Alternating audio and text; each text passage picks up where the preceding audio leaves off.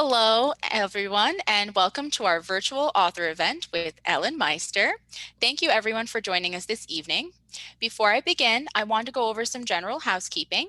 We're so excited to have everyone on tonight, and this meeting will be recorded. So we ask that all patrons please mute their mics and please turn their cameras off so that we can spotlight our guests and the presenters. We encourage that everyone please write their questions to the author in the chat. My name is Ocaria Demango, and I'm the Adult Program Coordinator at the Oceanside Library. I encourage you all to check out our online calendar as we have so many great virtual programs coming up this season, as well as the new year, including our next author visit with Julie Clark, author of The Last Flight, happening on January 21st. If you've read it and want to attend our book discussion, that will be on December 16th at 7:30 p.m. I would also like to introduce my colleague and fellow presenter for tonight, Adult Services Librarian Brianna Moore. Brianna and I would like to thank our director, Chris Mara, and Assistant Director, Tony Iovino, as well as our Board of Directors for giving us the opportunity to offer events like this one to our community. We could not do this without their support. And now I will hand it over to my co-presenter to introduce tonight's guest. Take it away, Brianna. Thanks, Ocaria. Hi, everyone. Thank you so much for joining us tonight. We have the opportunity to interview our guest author tonight, Ellen Meister. Ellen is the author of several novels such as Farewell, Dorothy Parker Drank Here, The Other Life, and tonight's book of focus, Love Sold Separately, which was released this fall. Aside from novel writing, Ellen is a professor of creative writing at Hofstra University's Continuing Education, and her nonfiction work has appeared in New York Times, Wall Street Journal blog, and Reader's Digest. So we have a very talented and multifaceted writer. Please welcome Ellen Meister. Yay! Thank you, Brianna. I'm so glad to be here. So Ellen, Yes. happy to have you here. But for our viewers who are new to your work, can you tell us more about Love Sold Separately? Just to give them a start, just to warm them up. Sure. Well, Love Sold Separately was a real departure for me as a writer. My book sort of fit neatly into this cross section of women's fiction and literary fiction. And, one day I got the idea for this murder mystery. And it was such a departure for me. I was actually not going to write it under my name. I was going to write it under a pseudonym because it was so different. I was like, readers aren't going to accept a murder mystery from Ellen Meister, who's not a mystery writer. But, as it turned out, it has a mystery element, but it also sort of has this rom-com element. And my publisher, Mira Books, decided to market it as a rom-com. So they asked me to put my name on it. So it did wind up being an Ellen Meister book and not something that I wrote under a pseudonym. But the idea for the book came about because I was watching one of those home shopping networks like QVC. Yes.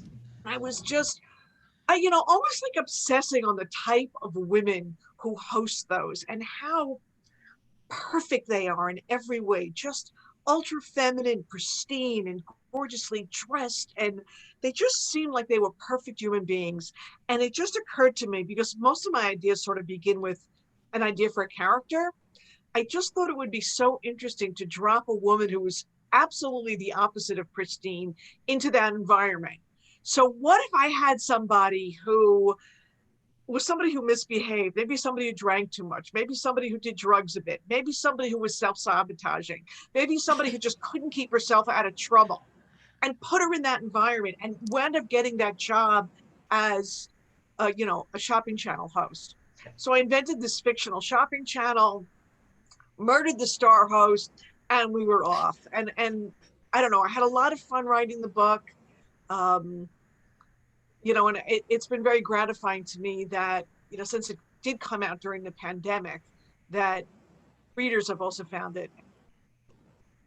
So it was a fun read. And I liked the rom-com aspect because usually mysteries are so dark and dreary and sometimes scary.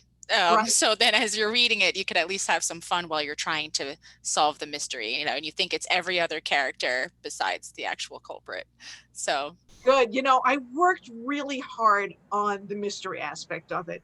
Maybe especially because I'm not a mystery writer and I was kind of new to it.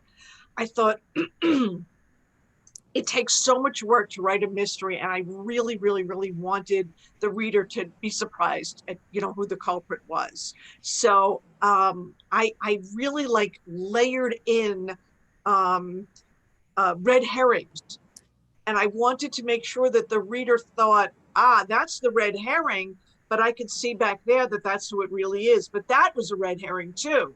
So it was, you know, layers upon layers of red herrings. And you know, the thing that most surprised me was that I kind of thought when I was working on it that I had written a cozy mystery. Because a cozy mystery is a mystery that's not dark, it's not a thriller, it's not a police procedural, and it has an amateur sleuth. But what I later discovered is that it doesn't qualify as a cozy if it's not set in a small town. Oh. Yeah, a cozy has to be set in a small town, very G-rated, which mine obviously is not. You know, the characters can't be misbehaving like my character misbehaves. You know, mine is set in New York, and she does drugs, and she drinks, and she has sex. All those things are absolutely right out for the cozy audience. That's not what they're looking for. It has to be like Hallmark G-rated for the to be qualified as a cozy. So they said no, it's not a cozy. It's not a mystery. And I think that's one of the reasons they wound up saying, well, let's find another niche for it, because it doesn't, even though it's definitely a mystery, it doesn't fit any real mystery niche. Right. You know, so. Nice. Well, I agree with you. And I like what you did. So I'm glad that it didn't turn into a cozy mystery. Yeah, thank you. So I guess you semi-answered this, but maybe you can tell us which one came first. What inspired you to write Dana's story? Was this a character you were sitting with for some time, or was it the plot that inspired you to create the novel? Yeah, it was definitely the character. In fact, I came up with this woman way in advance of when I had a story. And, you know, that's the thing with authors. We sort of collect ideas, you know, they flit in and out of our heads. And there were some ideas that, you know, flit in and then don't flit out. They just stay there, and they feel like they want to be examined. They want you to do something with them. So I had this idea for this character, and I had this idea to do something at a shopping channel, but I didn't have a story. And then so it was just sort of in the back of my mind as I was working on other things. And then one day the idea of doing it as a mystery came to me. And it was almost like, and I'm telling you, I am not the type of writer that gets a visit from a muse. I'm the type of writer who works really, really hard. And, you know, ideas are such sweat for me. But this was an idea. I kind of felt like the muse flew in my window and said, this is going to be a murder mystery. And I always wanted to say to the muse, you have the wrong house. I don't write murder mysteries. Maybe you're looking for Susan Isaacs, who also lives on Long Island. You know, this isn't where you belong. But the idea really wouldn't leave me alone. And I said one day, it's like, you know what? I think I'm going to have to figure out how to write a mystery. And it was a learning curve. You know, I had to read about writing a mystery, and I'd read mysteries before, of course, but I had never deconstructed what makes them work. And you know, it's very, very specific writing a mystery. It's a different kind of structure. It's a different kind of fitting the puzzle pieces together. So I figured it all out, and I said, you know, I think this could be kind of fun. That's interesting, because one of the questions I always see when someone acts like a mystery writer is, do you try to give the reader what they're looking for, or do you kind of take them away from their expectations? I guess because you're writing mystery, so as a writer, and I guess as a reader, what do you kind of look for? I think my instinct is to always try to find something unexpected. You know, like if something comes to me and it feels like a trope, I say, well, what else can I do? You know, what other ideas do I have? So I always really do try to push it to be a little bit more creative. And honestly, I don't really think about the reader while I'm writing. That's just, it's too many voices in your head telling you what to do. You know, I tend to write the book that I most want to read at that point in my life, and then hope that readers feel the same way as me. But that's usually the way it works with me. It's I'll say, has anybody written this book before? this is something I really want to read. Like when I got the idea to invent Dorothy Parker as a fictional character in a book, I had always been a fan of Dorothy Parker. And at that point in my life, I had been noticing that there were a lot of books on the fiction list that paid homage to Jane Austen, who I'm also a huge fan of, and I will forever be rereading Jane Austen, right? So, I mean, I think it's great that there were all these books that are almost like, that pay homage to her, or almost like fan fiction or what have you. I love it. I think it's great. But when I was noticing that, I thought, isn't it curious that only Jane Austen gets that treatment? Like no other, women authors get that sort of treatment that Jane Austen does. And I thought somebody should do that for Dorothy Parker. That would be great.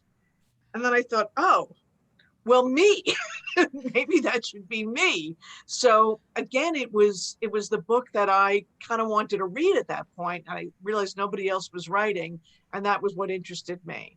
And I encourage all writers to do that. You can't, as a writer, chase trends or chase what you think is popular at that moment, because by the time the book is written, and certainly by the time it comes out, I mean, God willing that the book comes out, that trend is going to be gone. So that's why I always tell people, writing a book is hard, so write something that your heart is really into. That's what I do.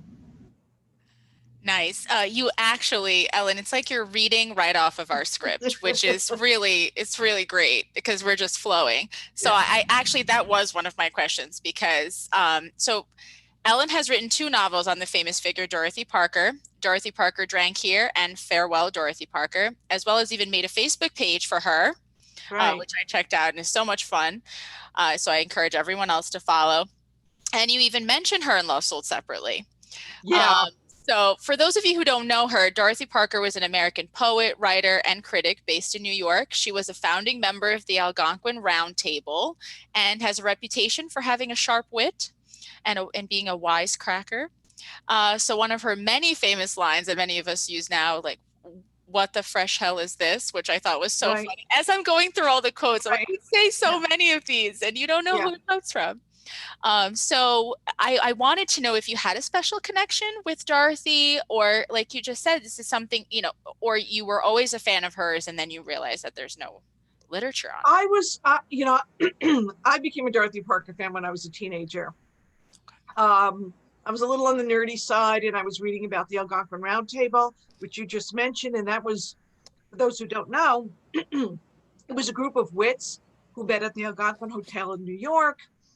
And they became very famous for their witticisms at this table. And when I was reading about her as a young teenager, I was first introduced to her poetry. And I was kind of shocked that this person that wrote over 100 years ago, and her poetry could be very sharp, also very sharp-witted, but very searing. And she seemed to understand heartbreak on such a deep level. And she wrote about it so freshly. And as a teenager, I was astonished that a writer from that long ago could speak to my heart so directly and write something that sounded so fresh, like it could have been written that day. So I was completely enamored of Dorothy Parker. And then I wound up reading biographies on her and reading her short stories and her essays. And her snarky voice was always the voice on my shoulder. So I could tell myself it wasn't me saying those sort of snarky things about people. That was Dorothy Parker. So I always carried her voice around with me somewhere. So her voice was extraordinary. So that's why when that idea entered my head, it felt natural. It felt almost as if something I was destined to do was to reimagine her in a book. And I was only going to do one book, and then my publisher actually asked me to do a second book. Oh, that's so fun. And I think you honored her in those books. She's such a famous figure. Thank you for like saying that, because that was really important to me, that, people think of her as just this snarky wit. And she really was so much more than that. There were so many layers to her, both in terms of her, her depression and her difficulties, but also, she was a champion of human rights and a champion of civil rights. And I really wanted to make sure I paid homage to the whole complex woman and not just that sort of surface persona of her as a wit. And that was important to me. I wanted to do her justice. Um, Very well. that's Well done. interesting because what my next question is about womanhood, and that comes up in most of your novels. And then I definitely found it in this one, even though it's a mystery and a rom-com. Like, there's still that element of like Data's a little bit of a hot mess. Like, I love it because there's a Yeah, lot going on. yeah, But it says something that like it's still today. There's something so superficial about women that's still expected today. So my question for you is like, what do you try to question about womanhood when you do women's fiction and when you write from a woman's perspective? So what are your questions and what do you explore? you know, it's interesting. A friend of mine said to me, maybe after my third or fourth book came out, she said, do you realize that you always write about the relationships between women? And I said, no. I didn't realize that was an ongoing theme in my books, but apparently I am really interested in the complexities of the relationships between women. And even though Love Sold Separately isn't necessarily a book about relationships between women, it's very much there. You know, Dana's relationship with her sister, Dana's relationship with her friend Megan, Dana's relationship with her boss Sherry. So I always explore, and you know, my own psychology as to why it fascinates me, I don't know, but it does. I think women have very, very interesting and complex relationships, and the kind of books I like to read are the kind of books that explore the layers of relationships and offer me fresh insights that I might not have had before. So I guess that's kind of what I like to write as well. Does that answer your question? Yeah. Definitely. And I think we Yeah. all need a little more of that, you know?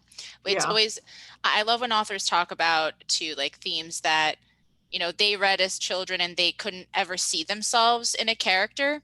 So I Mhm. find that now with modern writing, I really see that so much more, you know, from any background, ethnicity, male or female. I'm seeing so many more books now where I can relate to the character. And Right. I definitely could have related to Dana a couple of times. Good. And I think the publishing industry is making a really earnest effort now um, to present diverse voices, you Yeah, know, fiction.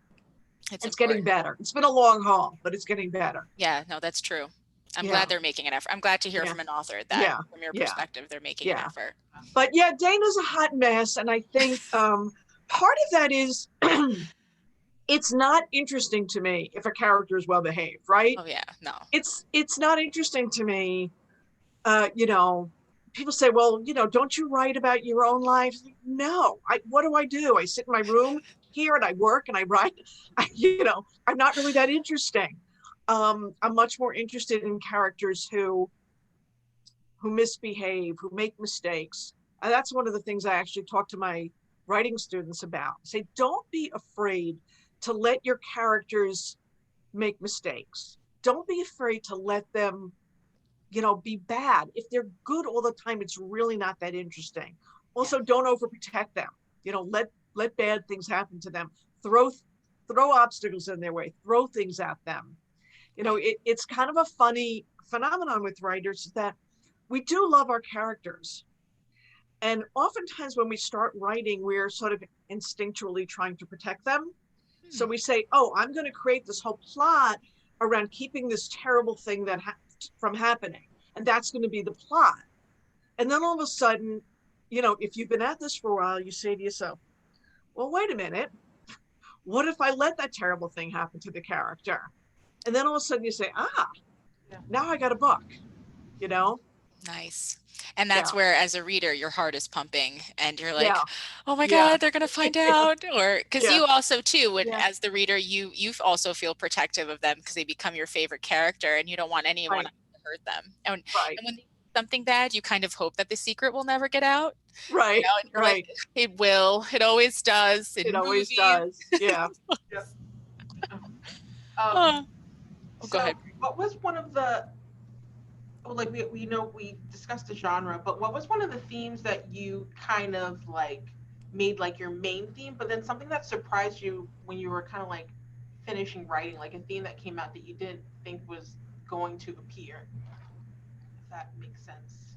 Um, Let me think. It's kind of a funny thing, and Stephen King has spoken about this too. I think most writers don't necessarily think about themes as they're writing. They think about the characters and they think about the story, and let the readers and the critics figure out what the themes are. Um, but I think the thing that might have surprised me is I didn't realize that her relationship with her father and her sister were going to push into the story as much as it did.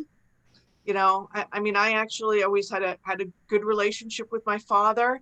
So to create this guy who was really just sort of horrible was to her was sort of interesting to me, and to explore, Dana's heart, and what that did to her as a person. Um, Hmm. and I also kind of had fun with her relationship with her sister, which I based on the relationship between two of my kids, who are very sarcastic, very loving, but in a really, really sarcastic way with one another. And I thought that was sort of fun to see on the page and play with. Um, but yeah, I think it was the family relationships that surprised me in the book. Yeah. Oh, and I think that character of Ollie just sort of popped in out of nowhere, and that was also kind of fun.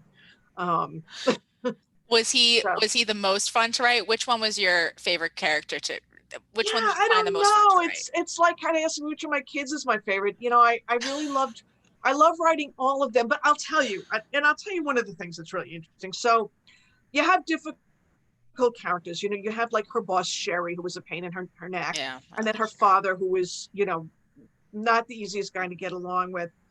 Um, so these difficult characters, they're so fun to write in a scene, because any scene where you have two characters at odds is always going to be more interesting, is always going to be fun to write, is always going to be fun to read. So, some of the characters that are the most horrible are the ones I really love to put into the scene, and have some fun with. Yeah. Yeah, and Sherry was I was just about to she say was Sherry. annoying. I was like, oh God, Sherry. Like Yeah, every time she yeah, called her to go into her office, I'm like, oh, what does she want now? Yes.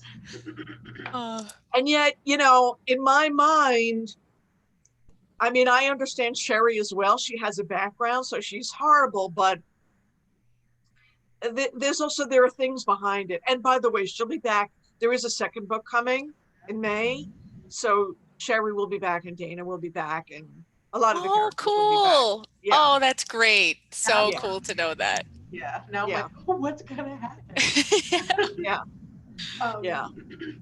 I guess this is like So, this. If you can reveal this question, the answer to this question, what did you have to edit out of Love Sold Separately?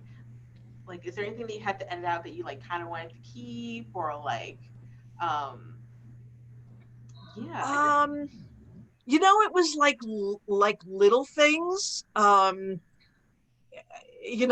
the store Dana worked at was Hot Topic, and they wouldn't let me put that in. I guess there was maybe some, legal problems, so they had to change it to like the pop culture clothing store.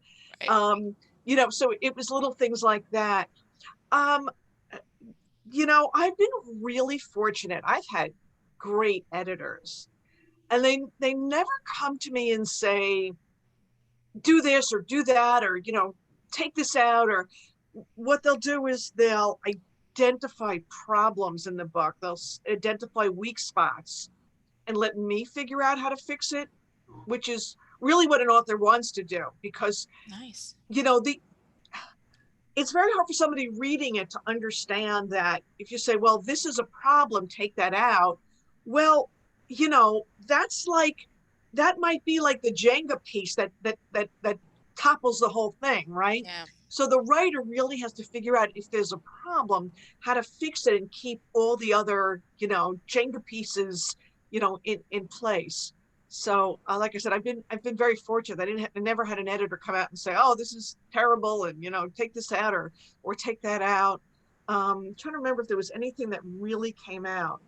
Um, I don't think there was any huge thing that was, that was deleted from the book. I know I rewrote the ending a couple of times to get it just right.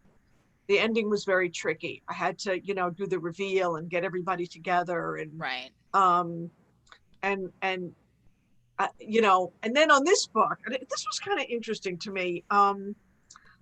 While I was working on this book, now I don't know if you know, like the structure of a book is usually there's a climactic scene. In the case of a murder mystery, it's usually the reveal. But in other types of books, it's a climactic scene in which the main character either achieves their goal, because you've been on a journey with them the whole book, right? They've had a goal, something they want to achieve. So in that climactic scene, they either achieve it or they don't, right?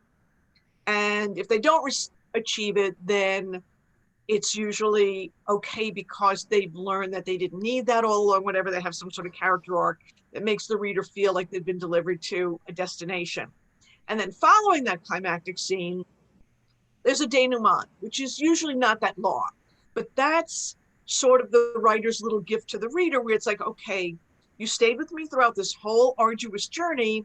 Now I'm going to give you like a little present where you get to live with the character after all this stuff has been resolved and see sort of their happily ever after, what have you.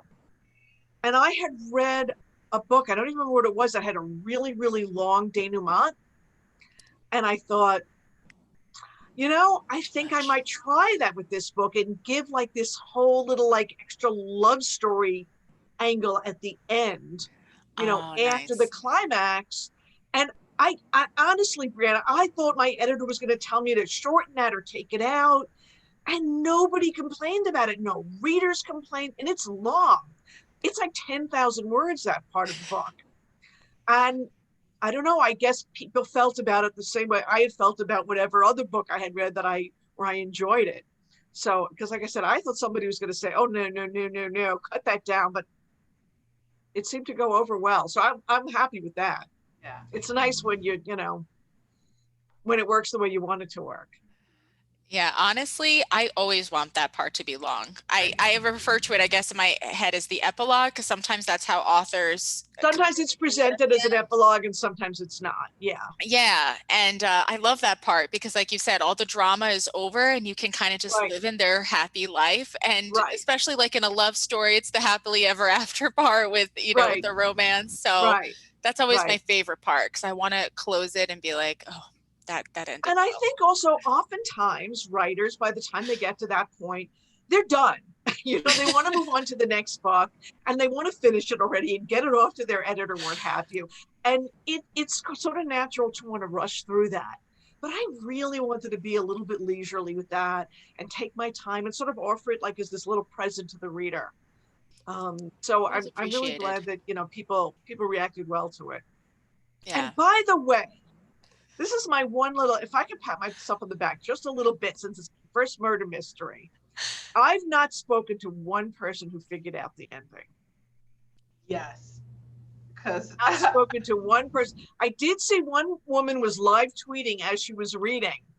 And she said, I'm really enjoying this book, but I figured out who the murderer is.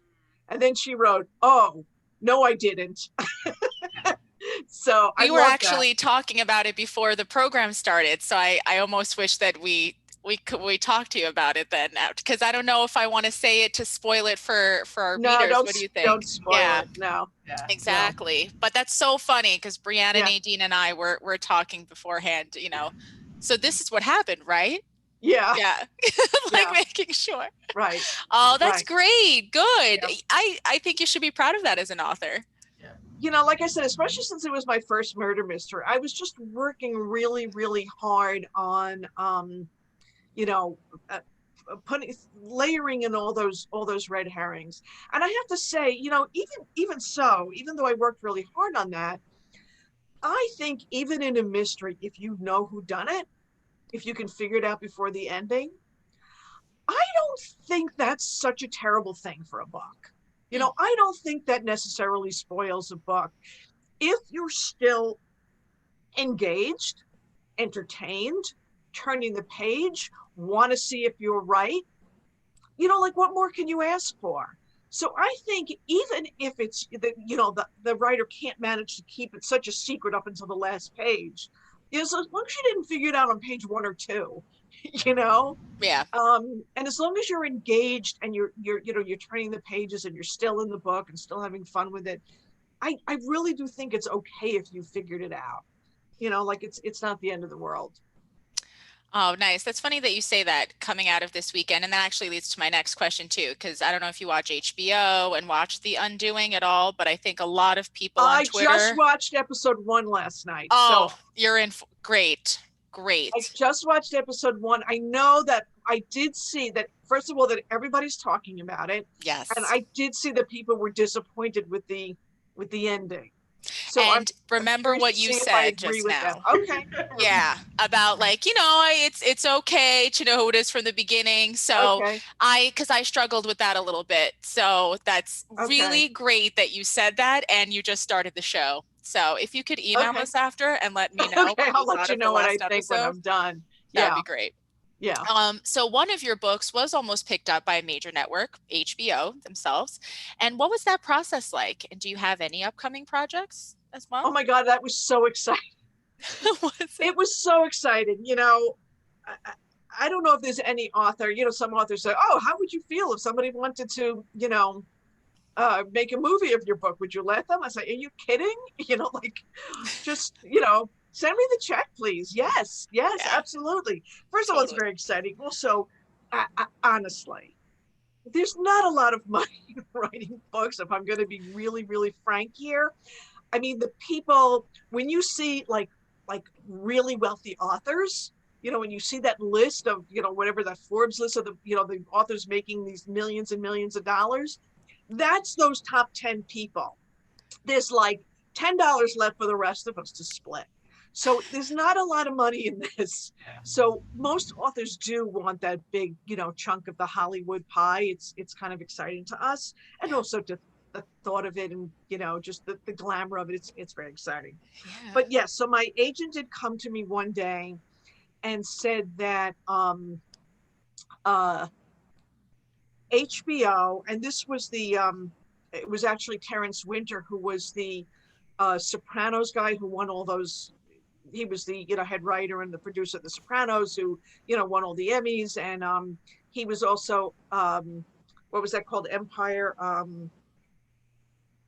Oh, Boardwalk Empire. Boardwalk Empire. He was the name above the title on Boardwalk Empire. So Oh, he was a cool. very big deal at HBO, and he was the one who optioned the book. So it was incredibly exciting because I thought, well, Terrence Winter, options that it's going to get made. But you always know with Hollywood, when something is optioned, it's only, a very small percentage of the books that get optioned actually get made into movies or TV shows. So it Oh, wasn't actually, picked up. He got involved with another project, but there was a very exciting year of my life where I thought that was going to happen. Um, that is and exciting. as with any writer, right now there are like a few coals in the fire in terms of that Hollywood step, but there's nothing I can talk about. Okay. But it's always exciting, and I always have my fingers crossed. So Nice. Good luck with yeah, that. yeah, thanks. Cool. See, Um, our next, because we're approaching our lightning round soon. So, but okay. before that, what is one of your favorite underappreciated novels that you would recommend for someone to read? Underappreciated. Um, I spent a lot of years reading Richard Yates, who everybody knows him for writing Revolutionary Road, but he has a bunch of other novels that I thought were absolutely brilliant. So he's one of those. But right now, what am I reading? I am reading. Hang on a second. One problem with me is that I'm really bad at remembering titles. That's me Um, too. I know the cover. I swear to God. So I'm reading How We Fight for Our Lives right now Hmm. by Saeed Jones. I don't know if you know that book, but it's just really, really gorgeous and poetically written. So I Cool. I very highly recommend that. What else have I read recently? I read and you'll realize that I, I read such a broad range of books, but I read The Cookbook Club by Beth Harbison, which I thought was really wonderful. I'd like to recommend Susan Henderson's book, The Flicker of Old Dreams. What a gorgeous literary fiction writer she is. So there's a couple of titles for you. Oh, thank you. I love that. I love getting author recommendations. Yeah. Very cool. Yeah. All right, Bree. So what do you think? Should we do the lightning round? You're not going to ask me to remember titles, are you, Bree? Oh, No, Okay. I wouldn't even do that to myself. That's just cruel. Yeah. Yeah. So we need a timer. I'll set the timer. oh, okay, sure. And so you want me to read them? Yeah. All right. So yeah, it'll be 1 minute on the clock, and there'll be fun questions. Don't Okay. worry. Yeah. Okay. So let me get this set up. And I'm like, where is anything on this phone?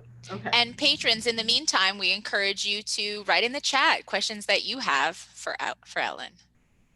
Okay. So we're gonna do a minute, and I'm gonna start my timer. And go. Which character would you like to have dinner with? Oh, characters of mine or characters from Any. Dorothy Parker, of course. Of Yeah. course. Yeah. What movie would you like to adapt into a novel or series? Oh, you mean like something that's already a movie that I would like to see in a novel? Right, the opposite.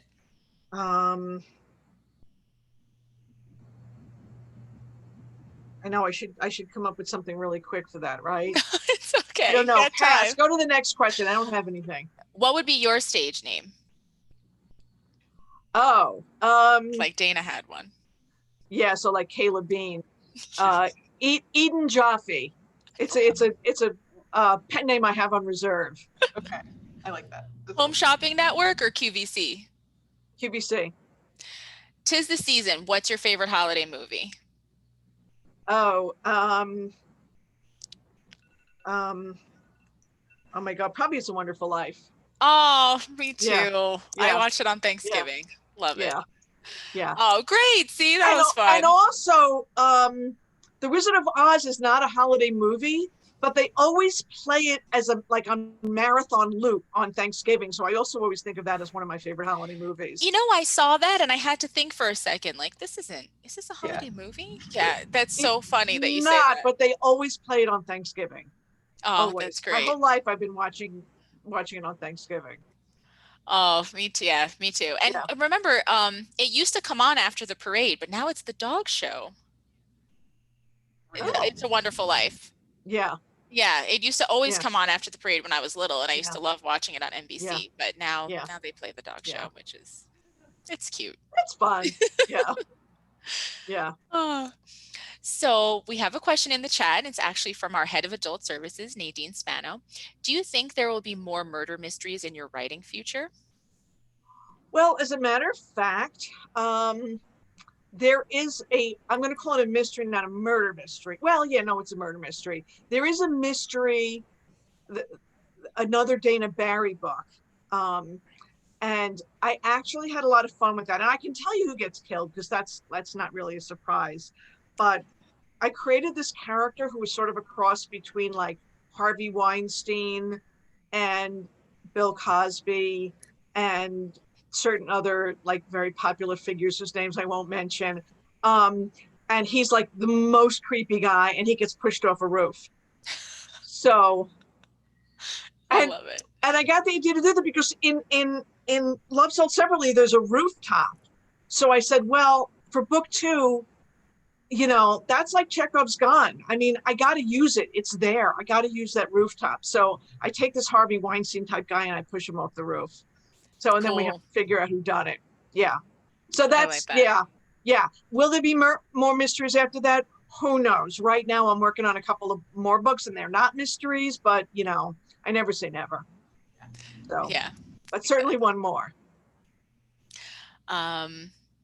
And yeah, so if anyone else has any other questions, we have a comment from one of our patrons that said, "Hi, Ellen, it's Sheila. She read your book and loved it. She can relate to it because she's a QVC addict. So she found your book to be so enjoyable."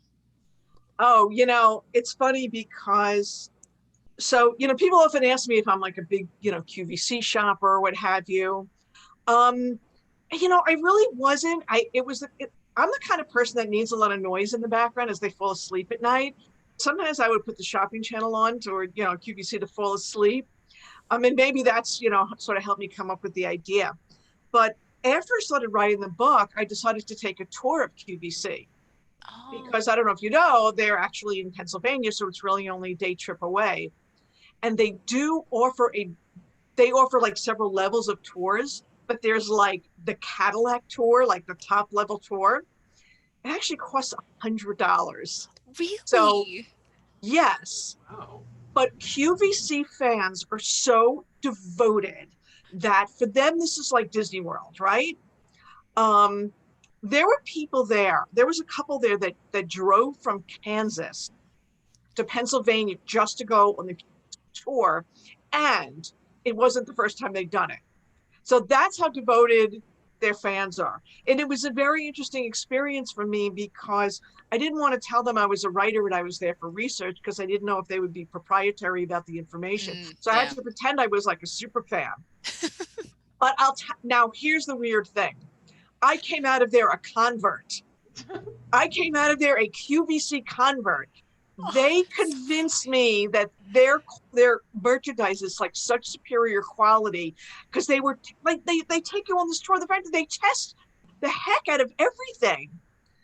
I was Really? in, I don't know what time of year it was, like spring. They had like this lit up Christmas tree because they wanted to make sure the lights wouldn't go out. I mean, they really test the heck out of everything. So I went out and said, I'm ordering stuff from QVC. It's really everything's good, really good quality. So Oh, that's yes, so I cool. went into skeptic. I came out a convert, and I have ordered a couple of things. So And I don't think you're alone with putting it on yeah, before you go to bed.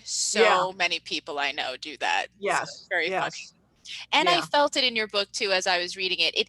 It felt glamorous, the way mhm, that they talked about the products, the way Dana had to sell it, I almost yeah, wanted to tune in myself to see like the kinds of products that they're selling, especially now during Christmas time. yeah. So that's really funny. I was hoping I might have heard from a host or two or somebody to say, "Hey, you got this all wrong," or "You got this right." But and did send the book to a couple of people at QVC and HSN, but I'm still waiting to hear. Hopefully, somebody reads it and lets me know what I got wrong or what I got right.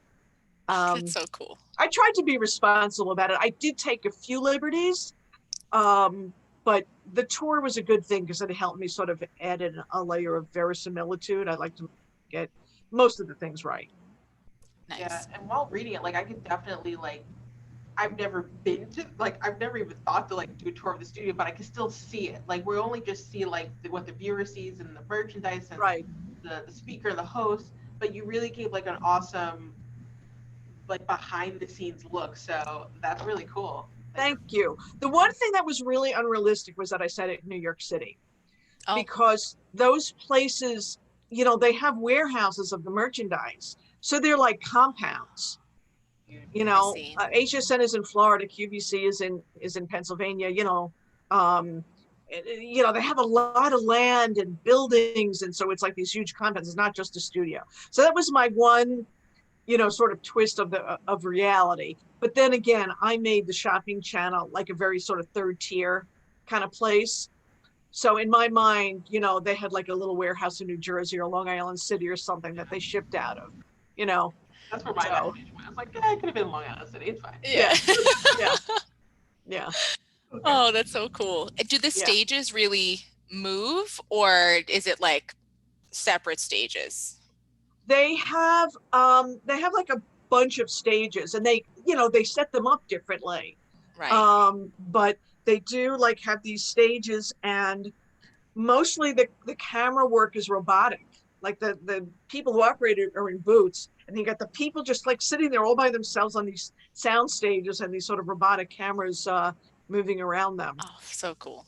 which is probably great right now, in the time of COVID that, they could do this stuff and there's probably not a lot of personal contact.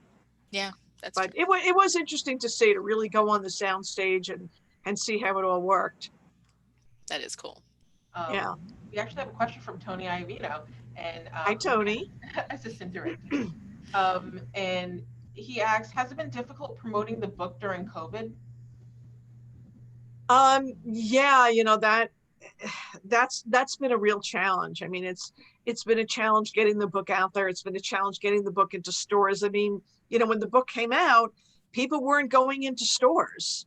And yes, people do shop a lot online, but if you're with a trade publisher, you really want to be out there on the stores where people are walking around and can just uh, you know discover the book as they're shopping.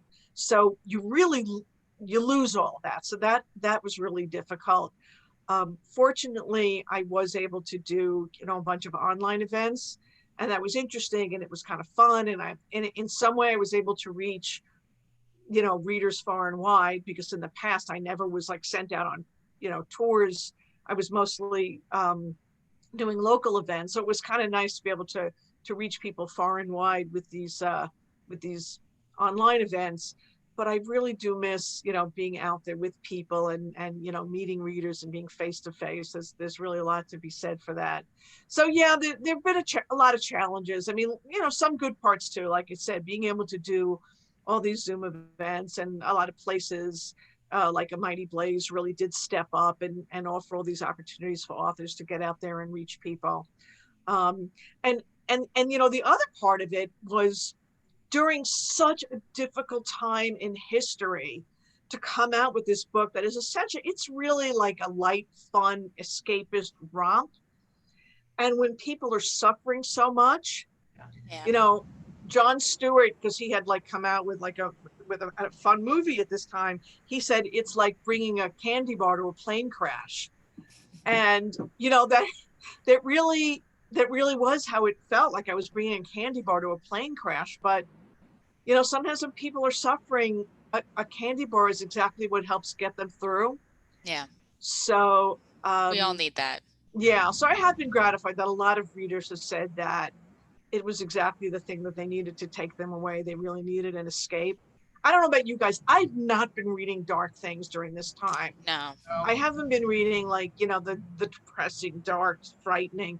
I need a break. I need, to go with things that are a little bit more entertaining. So hopefully, Totally. readers agree with that. Even things you watch. I mean, during the very beginning, I couldn't even watch dark things and mysteries and Right, stuff. I wanted to watch comedies and light series because you want to laugh at the end of the day right. before Or bed. really weird characters like Tiger King, Yeah. right? Yeah, Yes. yeah, Everybody. really bizarre. Yeah. Tamika Jones Moore. Oh, Join the that's so meeting. funny. And what's really been one thing that's really been fun during the pandemic is connecting with people over these like pop culture, moments where everybody's been watching the same, you know, everybody was watching Queen's Gambit, or everybody was watching Tiger King. And, it really becomes like a pop culture touchstone. And now it's Yeah. The Undoing, which I have to catch up with. You do. So You do. yeah, You'll yeah, probably binge it because now that everything's up, yeah, now you can binge it. I had to wait week to week, so I'm never gonna yeah, do that again. I'm gonna yeah, wait. Yeah. It's too enticing. Uh, yeah. Nadine also asked, can you talk about the process of how you came up with the title for the book? I was interested in knowing that as well. Okay, so Love Sold Separately was originally called Kitty Kitty Bang Bang, Oh, which I loved that title. yes. It's really dangerous for a writer to fall in love with the title, because very often the publisher does not want to go with that title. So Really? Kitty Kitty Bang Bang was a great title, right? But the thing is, it's a title of a mystery. And since they weren't marketing it as a mystery, I got they needed something else. So, which I totally understand. And look, I come from a marketing background, so I get it. That's why when the marketing department comes and says we want to go this way, we want to go that way, I'm just like, okay, I get it. You're the folks that know how to sell books. Whatever you want to do, let's go in that direction. And I'm fine with it. I mean, within reason, but generally they're very smart people and they know what they're talking about. So we went through. Tamika Jones We Moore. must have gone through Join the 100 meeting. titles. It was so hard to land on the right title. I don't even remember anymore. Like we had there was another title that they started to market it under, and then, wound up pulling it back. Oh, it was going to be called Devil in the Details. Oh, that's also good. And then, for one marketing reason or another, that was nixed. There's so much that goes into it, and then we wound up with Love Sold Separately, which kind of, sort of references the whole shopping channel thing because of sales, but also the rom-com aspect of it. So that's how we wound up there. But yeah, when I was writing it, it was going to be Kitty Kitty Bang Bang, which was maybe a little too cute. I don't know, but it amused me. No, I think that's so clever. Yeah. I guess if anybody out there wants to use it, you can use it. By the way, for those who haven't read the book, the woman who gets shot is named Kitty. So Kitty Kitty Bang Bang. That's yeah. Perfect. Yeah. Okay, it looks like we have one more question. I think that could be like a nice, Yeah. too. It's from Dina, who has also had to run, but she said, "Congrats, Ellen." She asks, "What is the best part about being an author, and the most challenging part?" Okay, Dina is a fellow author. So hi, Dina, and a friend, and an absolutely wonderful writer, Dina Santorelli. So I think the most fun part of being a writer is getting to escape into the world that I create. In life, there's so little that we can really control. But when you're writing, you're God, and you're controlling everything in this world. So being able to create this world and, control everything in it and also escape, for me, I go into such a zone when I'm writing that it's like meditating for me. It really takes me away from the world, and it's how I cope. I got to tell you, during this pandemic, my creative output has tripled. It's the way I've been able to cope and shut out the world is that, I write. A few years ago, my oldest kid had cancer. He's fine, thank God. He's 100%. But while he was going through chemotherapy, I was working, and somebody said to me, you don't have to work right now. And I said, yeah, I do. I do have to work right now because otherwise I'm going to fall apart. So it really helps me cope with the world because it's very intense. You cannot be thinking about anything else when you're writing. For me, it's a way to get away from it. And as far as the most challenging, that's when it comes to marketing and getting the book out there and trying to interest readers. It's so hard. There are a lot of books out there. There's a lot of competition. And also, you're not just competing with other books, you're competing with, the internet, and you're competing with the streaming services, and you're competing with people just checking their text messages and their, Social media. and their Instagram feeds. And so it's everybody is bombarded with people wanting their attention, right now, all of their attention. So it's very hard to get a book out there and say, why don't you shut off your phone for a couple of hours, sit there and turn pages, or, or scroll through your e-reader or listen to the audiobook and just, relax into my world for a while. It's, it's challenging to promote and to get the word out there. So yeah, that's probably the hardest part. I can see that. Yeah. I can see that. And like you said, especially in today's day, there's so many more distractions. Yeah. I mean, even on your own Kindle, because you get notifications right on it. Right. So it forces, Right. You can totally leave your book. But and one of the things I tell my writing students when they're writing is, because I explain how I want them to really capture the reader on every page. And sometimes people say, well, if you look at these historical books, sometimes they took a very slow pace. I'm like, you know what? But nowadays, somebody's got your book in their hand. You want to stop them from checking their text messages. You really have to keep them engaged because there's so much in their life and it's so easy for them to get pulled away. So you really have to work very hard to make, to keep the tension, to keep their interest, to keep them involved and sucked into that story as deep as you can suck them. It's really important as a writer. More important now than it ever was before. Yeah. Well, I think you did a great job with that. And we thank you, Ellen, because we really enjoyed your book. Thank you. I really enjoyed your questions. Oh, great. Thanks so much. And so we're at the end of this great event. Thank you so much, Ellen. It was a pleasure. And thank you so much for meeting our patrons tonight and your readers.